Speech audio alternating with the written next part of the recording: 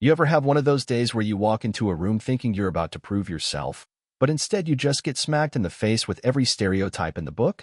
Yeah, that was me, standing in a hangar that smelled like jet fuel and old sweat, with a flight instructor screaming, "Get out of my classroom," at me while he knocked coffee all down my blouse.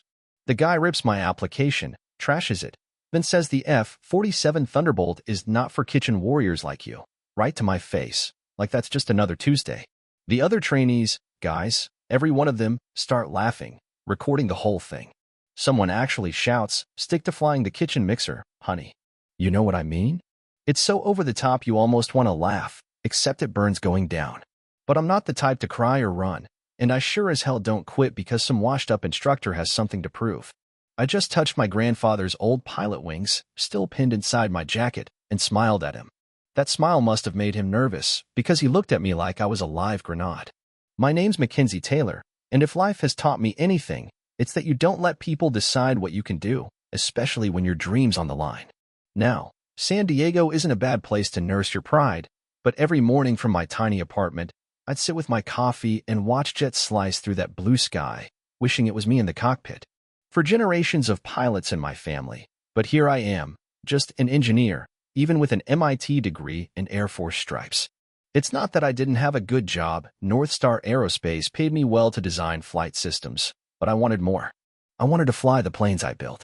Peterson Advanced Flight Academy was the only civilian place in California where you could even dream about flying the F-47.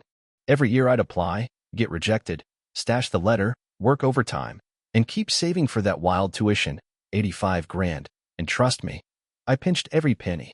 Finally, I got smart, sent in my application with just my initials. Suddenly, Mr. Taylor got the interview. They had no idea.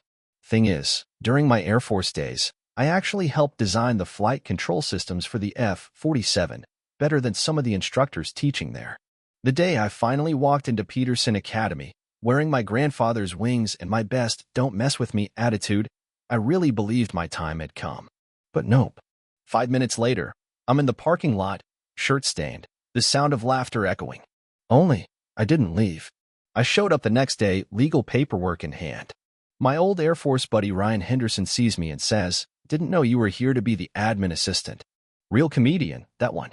Ryan never made it as a pilot himself. Now he's an instructor who seems to get his kicks reminding everyone of what they can't do. At the pilot's bar later, he introduced me to his crew like I was a punchline. "She thinks she'll fly the F-47, he laughs, and they all jump in with their own jokes. Even at home, my neighbor Bill, United pilot, total know-it-all, loved to tell me, "Simulator costs more than you'll make in 10 years. They're never letting you touch it." When I'd bring up my engineering creds, he'd smile, real patronizing, and say, "Designing's not flying. That's why men are pilots and women are flight attendants." No offense, of course. Of course. The world was determined to shove me in a box, like the lady at the grocery store, pulling her little girl away when she pointed at me and said, "Look, Mom, she's a pilot." The mom goes, "That's not for girls like us, honey." Those words stung more than all the dude's jokes put together. Because that's how it starts. Girls learn real young what's not for them. Week 1 at the academy, someone put lipstick and kitchen utensils on my desk, and my course pack was missing half the pages. When I asked for help, the secretary smirked and said, "Maybe check the women's bathroom?" Brad Wilson, our team leader, had half my experience and none of my engineering chops, but somehow he got the leadership role while I got to take notes. And when simulator training started, the instructor set my settings to nightmare mode. Turbulence, failures, the works, while the guys cruised on easy. You know what? I still beat most of them. Instructor called it a glitch. One day, during emergency drills, nobody would partner with me.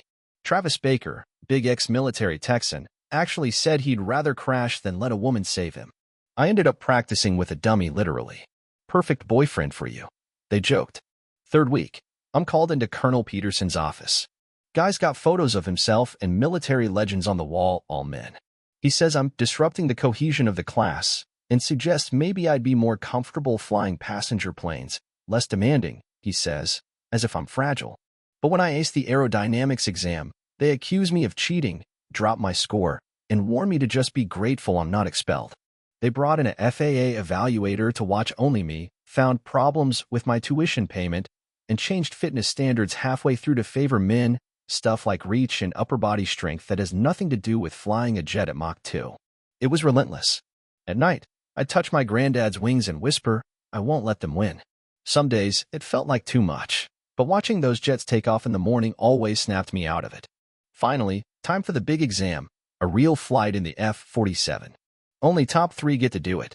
I was ranked 4th, even though I'd outscored their golden boy, Michael, every step of the way. I was crushed. That night, working late in the simulator, I overheard Colonel Peterson and Captain Reed talking about a serious flaw in the F-47 stabilizer, exactly the issue I'd flagged years ago in the Air Force. Brad Wilson, eager to show off, was planning to pull a stunt that could trigger it. If he did, he'd be in real danger. I barged in, told them they couldn't send anyone up without fixing it. At first, Peterson threatened to kick me out for eavesdropping, but when I showed him my old Air Force badge, I'm that Mr. Taylor, he went pale. He realized I knew more about the F-47 than anyone there. I told him, let me fly last, as a consultant. I can demonstrate the problem and how to fix it. Or you can gamble with someone's life. He agreed, reluctantly. Test day, the air was electric. Travis flew a safe route. Michael tried one fancy move, nothing special. Brad, of course, went off script, climbed high, started a dangerous maneuver, and boom, the F-47 started spinning out, just like I'd warned. I grabbed the radio, talked Brad through the recovery. Manual override, thrust to 40, left rudder, not right. He did exactly what I said, and somehow managed to land, shaken but safe. Colonel Peterson turned to me and said, get in the backup. Show us how it's done. That's the moment I'd been fighting for. I took that bird up, cool as ice, and ran through the maneuvers. Then, for everyone watching, engineers, execs, press, I deliberately triggered the stabilizer issue and corrected it, flying the plane beyond what anyone thought possible. When I landed, you could hear a pin drop. Then the chief engineer came over, eyes wide, and said, that's the best handling of the F-47 I've ever seen. How did you know? I told them, I'm the Mr. Taylor who designed the fix 3 years ago. You could see the shock ripple through the crowd, especially the executives who'd ignored my memo because it came from a junior engineer, a woman. After that, everything changed. Colonel Peterson publicly admitted the system was broken, said my flight was the best in the Academy's history. Social media went wild, aviation forums, young girls, even other pilots wanting to learn my method. Even Captain Reed, my toughest critic, came over and said, my daughter wants to fly, and I've been discouraging her. I won't make that mistake again. Brad Wilson thanked me for saving his life, right there at graduation, in front of everyone. They offered me the job, test pilot and lead engineer. Double the salary. At graduation, Peterson handed me my grandfather's wings finally, pinned on by someone who respected what I'd done. And I made damn sure the instructor who filmed my humiliation was removed. But as for the guys who bullied me, I let them graduate. Sometimes the lesson stings more when you have to carry it, you know? 6 months later, I led the first all-female F-47 test flight, flying in formation over the Academy, while little girls on the deck looked up, dreaming their own dreams. Now I teach on weekends, telling them, the sky doesn't care about your gender, it just cares if you've got the guts, the skill, and the heart to rise above. So, if you were me, would you have forgiven those guys? Or made sure they never touch a jet again?